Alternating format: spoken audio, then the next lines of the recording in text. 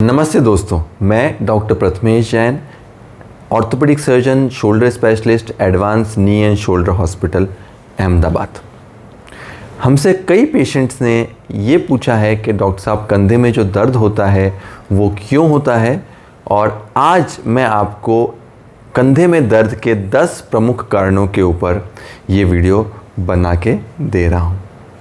मैं आप लोगों से अनुरोध करता हूँ तो आप ये वीडियो पूरा देखें, जिससे आपको कंधे में होने वाले दर्द के सभी पहलुओं के बारे में सारी जानकारी मिले और आप ये भी जान पाएँ कि आपको जो दर्द हो रहा है वो किस कारण से हो सकता है।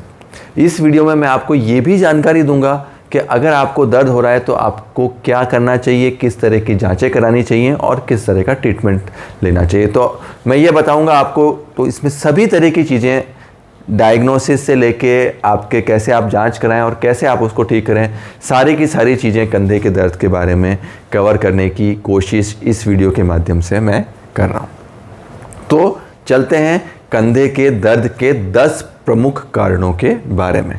मैं फिर आप लोगों से कहूँगा कि वीडियो पूरा देखें। कंधे के दर्द का जो पहला और सबसे महत्वपूर्ण कारण है वो है रोटेटर कफ टेंडिनाइटिस। कंधे के अंदर 4 स्नायु होते हैं, जिसमें सुप्रास्पाइनेटस, इन्फ्रास्पाइनेटस, सबस्कैपुलरिस और टीरिस माइनर नाम की 4 रोटेटर कफ के टेंडन्स होते हैं। इन मांसपेशियों में सूजन आ जाना कंधे में दर्द का एक काफ़ी आम रीज़न है। ये तकलीफ़ आम तौर पे 40 से 50 से 60 वर्ष के लोगों में होती है। छोटी मोटी चोट के बाद हो सकती है, अगर आपने कोई भारी काम किया है तो उसके बाद हो सकती है, और अगर आप कोई लेबर वर्क कर रहे हैं, कोई हैवी वर्क कर रहे हैं बहुत रूटीन तौर पे लंबे समय के लिए, तो भी आपको हो सकती है। इस बीमारी के लक्षण क्या होते हैं? इस बीमारी में आपको कंधे में दर्द होगा, कंधा ऊपर ले जाने पे और साइड की तरफ ले जाने पे आपको कमज़ोरी महसूस होगी, आपको रात में सोने में तकलीफ़ होगी। ऐसा हो सकता है कि आपको रात में नींद ना आए। ऐसा हो सकता है कि अगर आप जिस तरफ कंधे में तकलीफ़ है, जैसे सपोजिटली आपके राइट कंधे में तकलीफ़ है और आप राइट कंधे में सोएं, तो आपको कंधे का दर्द बढ़ जाए। साथ ही साथ जब आप लेटेंगे, विश्राम करेंगे, तो भी आपका दर्द ज़्यादा होगा और ये तकलीफ़ धीरे धीरे बढ़ सकती है। ये तकलीफ़ उन लोगों में ज़्यादा होती है जिनको थायराइड की तकलीफ़ है, जैसे हाइपोथायराइडिज्म बोलते हैं, और ये तकलीफ़ उन लोगों में भी ज़्यादा होती है जिनको डायबिटीज़ की तकलीफ़ होती है। तो अगर आपको डायबिटीज़ है या अगर आपको थायराइड की तकलीफ़ है तो रोटेटर कफ टेंडिनाइटिस होने के सिम्टम्स या लक्षण ज़्यादा देखने को मिलते हैं। इस बीमारी के लिए आप एक शोल्डर स्पेशलिस्ट सर्जन का परामर्श ले सकते हैं। आम तौर पे हम एक MRI स्कैन इन कंडीशंस में कराते हैं और MRI के बेसिस पे इस चीज़ का कंफर्म डायग्नोसिस बना दिया जाता है। अच्छी चीज़ ये है कि इस तकलीफ़ के 90 से 95% मरीज़ बिना ऑपरेशन या बिना किसी तरह के प्रोसीजर के अच्छी फिजियोथेरेपी और अच्छी दवाइयों के साथ ठीक किए जा सकते हैं। अगर हम ट्रीटमेंट की बात करें तो इसमें आपको कुछ दवाइयाँ लेनी होती हैं, कुछ लोकल हम आपको ट्यूब और कुछ लोकल फिजियोथेरेपी मोडेलिटीज़ हम आपको बोलते हैं, कुछ स्पेशल एक्सरसाइज बताते हैं जो आप कर सकते हैं। हमने देखा है कि थेराबैंड एक तरह का बेल्ट होता है और उस बेल्ट को खींचने की एक्सरसाइज इसमें काफ़ी लाभदायक रहती है। कुछ पेशेंट्स जो इन सब से ठीक नहीं होते हैं, उन मरीज़ों के लिए हम आर्थ्रोस्कोपिक सर्जरी करके, दूरबीन की एक सर्जरी करके आराम दे सकते हैं, जिसको शोल्डर आर्थ्रोस्कोपी सर्जरी कहते हैं। कंधे में दर्द का दूसरा सबसे महत्वपूर्ण कारण रोटेटर कफ टेयर है। जिस तरह से मैंने आपको पिछले कारण में बताया कि रोटेटर कफ में सूजन आ गई है, इस तकलीफ में रोटेटर कफ में एक्चुअल टेयर आ जाता है। इसका मतलब यह है कि आपके कंधे की जो स्नायु होती है वो फट जाती है। ये स्नायु कई कारणों से फट सकती है। चोट लगने के कारण फट सकती है, आप कुछ भारी वज़न अगर उठा लेते हैं तो उसके कारण फट सकती है, अगर आप हाथ के बल गिर जाते हैं तो भी फट सकती है, या आप कुछ भारी वज़न अगर उठाते हैं, आपका काम इस तरह का है, हैवी लेबर वर्क है और आपने भारी वज़न उठा लिया है, तो भी ये फट सकती है। और कई बार हमने देखा है कि कई कारण नहीं भी पता पड़ता और पेशेंट का जो कंधे के अंदर का स्नायु है वो फटा हुआ आता है। तो कंधे के अंदर स्नायु फट जाना भी काफ़ी आम कारण है कंधे में दर्द होने का। अब अगर आपको कंधे में दर्द है तो इसके लक्षण क्या होंगे? कंधे में दर्द होने तो इसमें होगा ही होगा, कंधे में दर्द होगा ही होगा, परंतु इसमें स्पेसिफिकली आप ये देखें कि कंधे में दर्द भी होगा और कंधे में कमज़ोरी भी आएगी। तो अगर आपके कंधे में दर्द भी है और कमज़ोरी भी है तो ये एक रोटेटर कफ टेयर का, रोटेटर कफ इंजरी का लक्षण हो सकता है। इसमें जो कंधे का दर्द होगा वो भी रात के समय ज़्यादा होगा, आपको स्लीपलेस नाइट हो सकती है, रात में नींद ना आए ऐसा हो सकता है। जिस करवट चोट लगी है उस करवट जो है आप सोना संभव नहीं हो पाए, अगर उस करवट सोते हैं तो आपका दर्द बढ़ जाए। और ख़ास तौर पे जो हमने देखा है कि अगर आप कंधा ऊपर ले जाने की चेष्टा करेंगे तो वो संभव नहीं हो पाएगा। तो कंधे में कमज़ोरी और वीकनेस आ जाना रोटेटर कफ टेयर होने का बहुत इंपॉर्टेंट लक्षण है। साथ ही साथ ड्रॉप आर्म साइन करके एक साइन होता है, जिसमें अगर हम आपका कंधे को ऊपर ले जाने की कोशिश करें तो आप उसको ऊपर मेंटेन नहीं रख पाएंगे, वो हाथ अपने आप गिर जाएगा, जिसको हम ड्रॉप आर्म साइन बोलते हैं। तो कंधे के दर्द के साथ साथ कंधे में कमज़ोरी आ जाना रोटेटर कफ टेयर का लक्षण होता है। और ऐसे केसेस में आपको तुरंत अपने शोल्डर स्पेशलिस्ट या शोल्डर सर्जन से संपर्क करना चाहिए। ये वो लोग होते हैं जिन्होंने ऑर्थोपेडिक सर्जरी के बाद शोल्डर स्पेशलिटी में काम किया होता है और उसमें फेलोशिप की होती है। और आम तौर पे इस चीज़ का जो डायग्नोसिस होता है वो एक MRI स्कैन से होता है। तो अगर आपको ये डाउट है कि आपको कंधे में दर्द भी है और कंधे में कमज़ोरी भी आ गई है, तो मैं सब आप लोगों से अनुरोध करूँगा कि अपना एक MRI स्कैन कंधे का करा लें, क्योंकि ये बहुत ही सचोट आपका जो है डायग्नोसिस MRI स्कैन से बनाया जा सकता है। MRI स्कैन का जो सेंसिटिविटी है वो 95% से 99% तक होती है।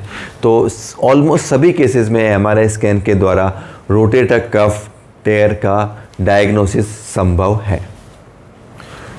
MRI स्कैन में अगर आपके स्नायु में रोटेटर कफ इंजरी आती है, फुल थिकनेस, अगर आपका स्नायु पूरा फट गया है, तो उन परिस्थिति में ये एक आर्थ्रोस्कोपिक सर्जरी का रिक्वायरमेंट होता है।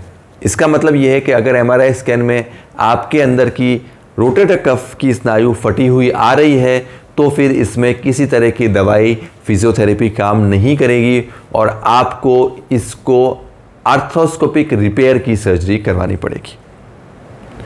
कंधे के अंदर की अगर स्नायु फट गई है तो इसका बेस्ट ट्रीटमेंट मोडालिटी आर्थ्रोस्कोपिक अथवा तो दूरबीन से इसका रिपेयर है।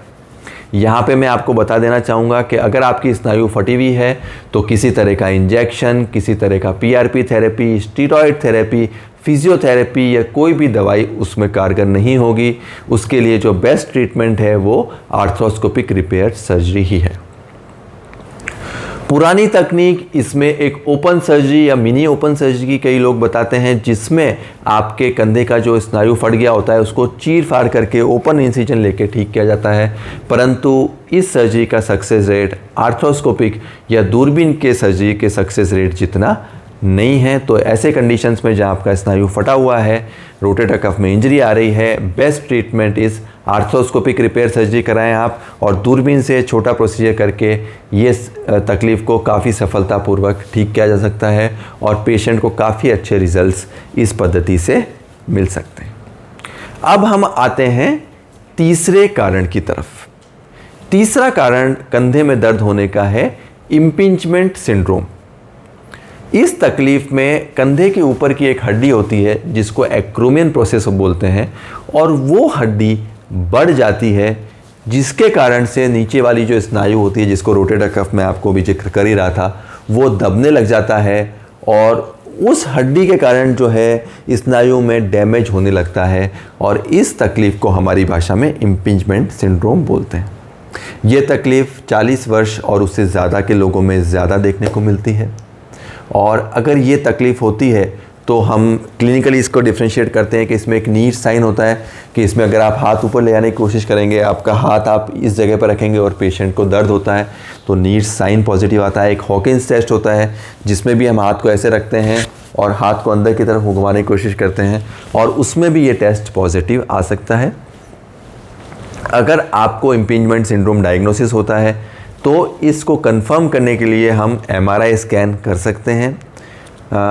इम्पिंजमेंट सिंड्रोम के आम तौर पे जो पेशेंट होते हैं वो फिज़ियोथेरेपी से ठीक किए जा सकते हैं, पर जब ये जो कंधे की हड्डी होती है काफ़ी ज़्यादा बढ़ जाती है तो फिर जब फिज़ियोथेरेपी काम ना करे तो उन कुछ थोड़े बहुत मरीज़ों में हम आर्थ्रोस्कोपिक सर्जरी करके, दूरबीन की सर्जरी करके जो हड्डी का हिस्सा बढ़ जाता है उसको हम थोड़ा घिस देते हैं, जिसको आर्थ्रोस्कोपिक सब एक्रोमियल डिकम्प्रेशन सर्जरी कहते हैं।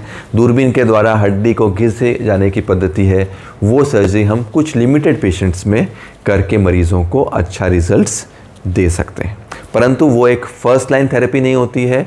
अगर आपको ये डायग्नोस होता है तो डेफिनेटली पहले हम दूरबीन से सर्जरी करने से पहले हम एक्सरसाइज, फिज़ियोथेरेपी और मेडिसिन से इस तकलीफ़ को ठीक करने का प्रयत्न करने की कोशिश करते हैं।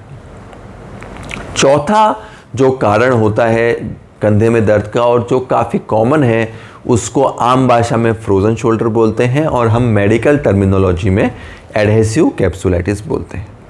इस तकलीफ़ में कंधे के आसपास की जो कैप्सूल होता है वो सूजन हो जाती है और उसके कारण कंधा जाम हो जाता है, तो कंधे का किसी भी तरह का मूवमेंट पॉसिबल नहीं हो पाता है। जैसा मैंने आपको बताया कि इसको आम भाषा में फ्रोज़न शोल्डर बोलते हैं।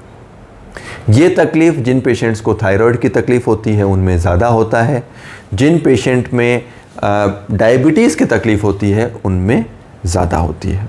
इस पेशेंट में आपका कंधा टाइट हो जाता है और अगर पेशेंट अपना हाथ बाहर की तरफ ले जाने की कोशिश करेगा, अंदर की तरफ ले जाने की कोशिश करेगा या बाहर की तरफ ले जाने की कोशिश करेगा या ऊपर ले जाने की कोशिश करेगा, सभी मूवमेंट्स जो हैं वो पेनफुल भी हो जाते हैं और टाइट भी हो जाते हैं, तो वो मूवमेंट में दर्द भी होगा और ऊपर ले जाना भी संभव नहीं हो पाएगा।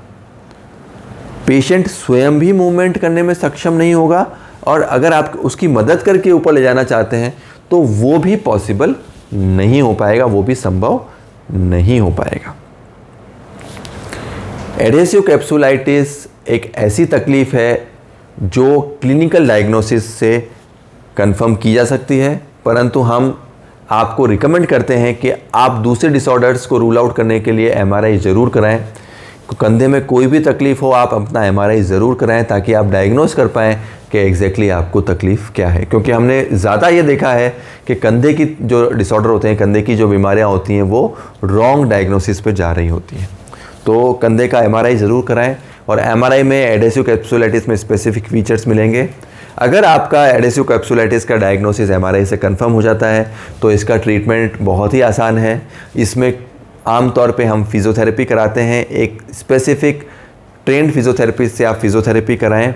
हमने इसके लिए स्पेसिफिक फिज़ियोथेरेपी वीडियोस बनाए हैं और मैं आप लोगों से रिकमेंड करूंगा कि आप वो फिज़ियोथेरेपी के वीडियोस ज़रूर देखें और वो अगर वीडियो देखेंगे तो आपको ये पता लगेगा कि अगर आपको एडहेसिव कैप्सुलाइटिस है तो आपको किस तरह की फ़िज़ियोथेरेपी से शुरू करना है, कैसे फ़िज़ियोथेरेपी आपको एडवांस फेज़ में करनी है और कैसे कैसे आपको अपनी फ़िज़ियोथेरेपी बढ़ानी है। थेराबैंड एक्सरसाइजेज इसमें आपको काफ़ी हेल्पफुल करेंगे और स्ट्रेचिंग एक्सरसाइजेज आप कर सकते हैं, कंधे को ऊपर नीचे करने के एक्सरसाइज आप कर सकते हैं। धीरे धीरे स्लो पैसिव एक्सरसाइजेज आपके लिए लाभदायक रहेंगे। शोल्डर ग्लाइड्स आपके लिए लाभदायक रहेंगे।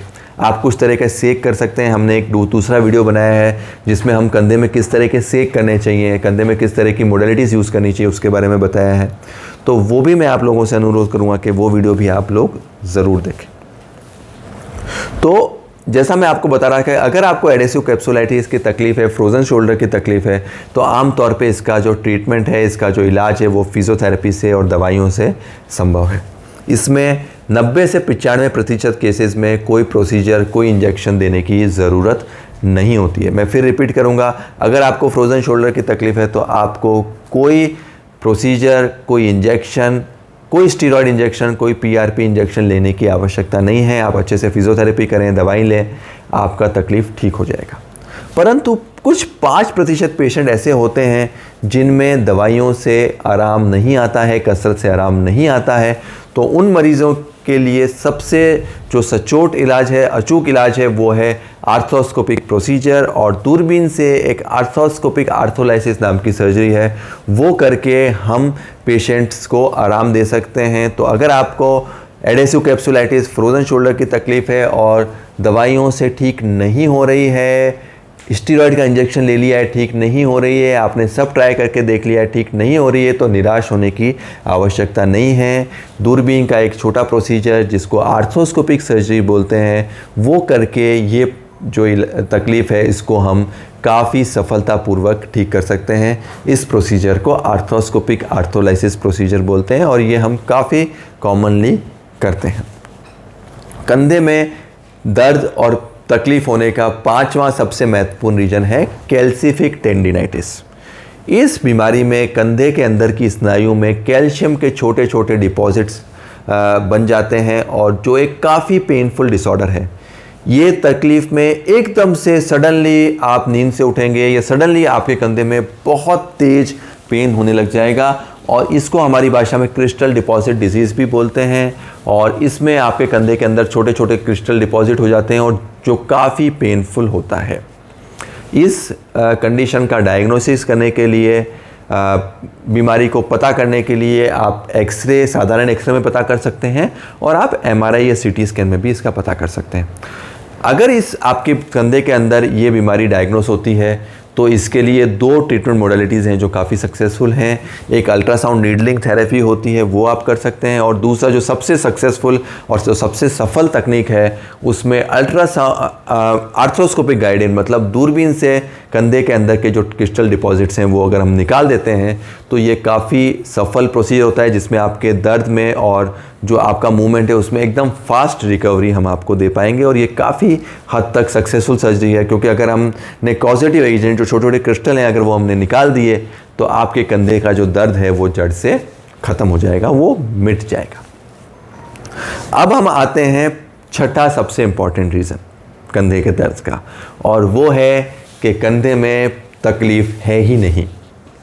कई बार हमने देखा है कि तकलीफ़ जो है आपके गर्दन में होती है और दर्द कंधे में आता है। इसको हमारी भाषा में रेफर्ड पेन बोलते हैं। और कई बार अगर आपके गर्दन में तकलीफ़ है, गर्दन में मनके की तकलीफ़ है या गर्दन में कुछ ऐसी तकलीफ़ है जो कंधे में रेफर्ड पेन दे सकती है। ये तकलीफ़ पता करने का एक बहुत आसान सा टेस्ट है कि आप कंधे का मूवमेंट करने को बोलें, और पेशेंट अगर कंधे का मूवमेंट कर पा रहा है और उसके मूवमेंट में कोई दर्द नहीं है और परेशानी नहीं है, तो जो कंधे का दर्द है वो कंधे से नहीं होके बल्कि गर्दन से आ रहा है। और इस बीमारी का डायग्नोसिस जो है वो गर्दन के एमआरआई स्कैन से होता है। और अगर आप गर्दन का एमआरआई कराएंगे तो पता लग जाएगा कि गर्दन में जो है वो मनका बढ़ गया है या गर्दन की जो नसें हैं वो दब रही हैं और आपको वो जो तकलीफ़ है वो कंधे में नहीं होके गर्दन में। ये एक रेयर इंसिडेंस है पर आपको ध्यान रखना है। और जैसा मैंने आपको बताया वो टेस्ट आप नहीं भूलें, अपना कंधा जो है हिला के देख लें। अगर कंधे का मूवमेंट पूरा है और मूवमेंट में आपको दर्द नहीं है तो जो दर्द है वो कंधे से नहीं आ रहा है और जो है वो गर्दन से आ रहा है। ये छठा सबसे कॉमन कारण है कंधे में दर्द होने का। अब हम आते हैं 7वें कारण की ओर।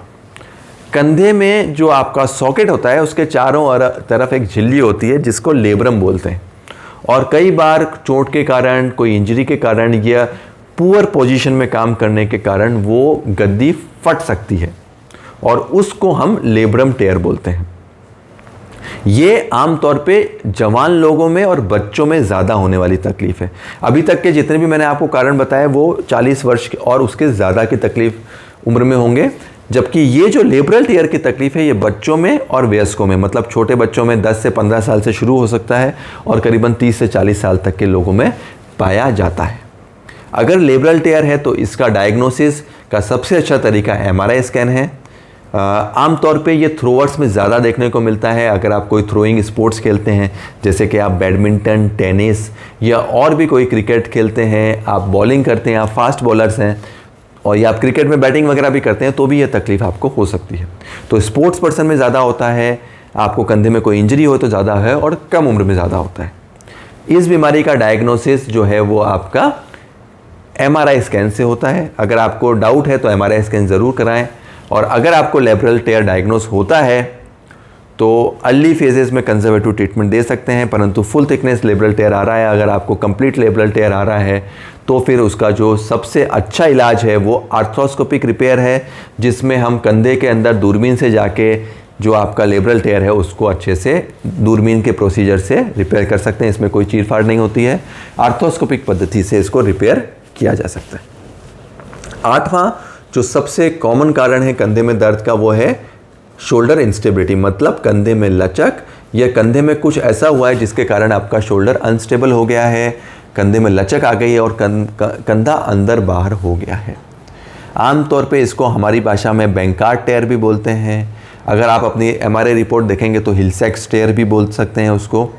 और इसमें आपका जो सॉकेट है उसमें के अंदर से बॉल डिस्प्लेस होती रहती है, हिलती रहती है, जिसको अनस्टेबल बॉल बोलते हैं या डिस्प्लेसेबल बॉल बोलते हैं। तो शोल्डर इंस्टेबिलिटी या शोल्डर डिसलोकेशन भी इसको बोलते हैं या शोल्डर सबलक्सेशन भी इसको बोलते हैं। अगर ऐसी तकलीफ़ है आपको तो आपको आइडियली इसका CT स्कैन और MRI स्कैन कराना चाहिए।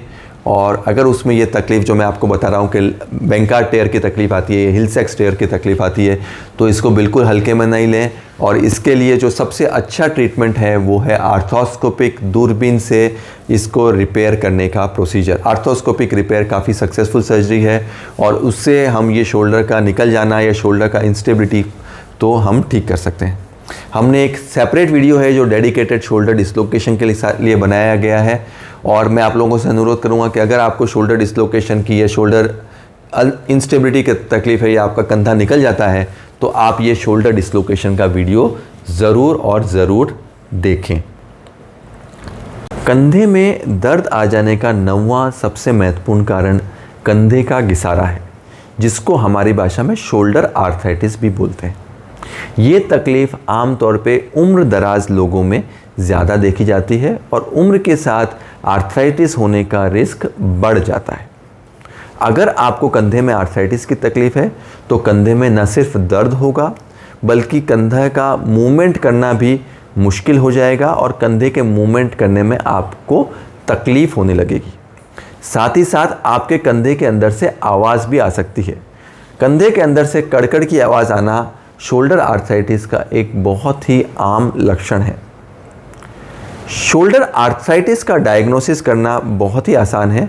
एक सिंपल शोल्डर के एक्सरे पे शोल्डर आर्थराइटिस का डायग्नोसिस बन सकता है। अगर आपको शोल्डर आर्थराइटिस की तकलीफ़ डायग्नोस होती है तो अपने शोल्डर स्पेशलिस्ट सर्जन का परामर्श लें। अर्ली फेजेस में, अर्ली डिजीज़ में कुछ मेडिकेशंस दे के ट्रीटमेंट किया जा सकता है। इस तकलीफ़ में इंजेक्शन, फिजियोथेरेपी, PRP ट्रीटमेंट बहुत लाभकारक नहीं होते हैं। जो सबसे सफल ट्रीटमेंट शोल्डर आर्थराइटिस या कंधे के घिसारे का है वो शोल्डर रिप्लेसमेंट सर्जरी है। हमने एक specific dedicated video shoulder replacement surgery के बारे में बनाया है और वो वीडियो YouTube पे अवेलेबल है। मैं आप लोगों से कहूँगा कि वो वीडियो ज़रूर देखें। शोल्डर रिप्लेसमेंट सर्जरी 3 तरह की होती है। शोल्डर में घिसारे या आर्थराइटिस के लिए हम टोटल शोल्डर या रिवर्स शोल्डर रिप्लेसमेंट सर्जरी कर सकते हैं।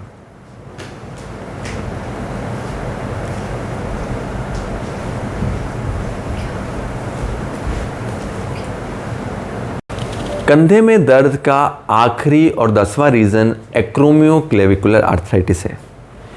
ये तकलीफ़ में आपके कंधे के ऊपर का एक जॉइंट, जिसको एक्रोमियोक्लेविकुलर जॉइंट बोलते हैं, उसके अंदर घिसारा आ जाता है और उसके अंदर दर्द होता है। इस बीमारी में ख़ास चीज़ ये होती है कि जब आप अपना हाथ अंदर की तरफ ले जाते हैं तो इसमें दर्द बढ़ जाता है। इसको क्रॉस बॉडी एडक्शन टेस्ट बोलते हैं, मतलब अगर अपना हाथ आप अंदर की तरफ ले जाते हैं तो ये दर्द बढ़ जाएगा। ये तकलीफ़ आम तौर पे हैवी वेट लिफ्टर्स और बॉडी बिल्डर्स में ज़्यादा देखने को मिलती है। अगर आपको ये तकलीफ़ है तो इसके डायग्नोसिस के लिए एक एक्सरे किया जा सकता है और अगर डायग्नोसिस को कंफर्म करना है तो एक MRI स्कैन भी किया जा सकता है। आम तौर पे ये तकलीफ़ दवा से मेडिसिन से और हल्की फिजियोथेरेपी से ठीक हो सकती है।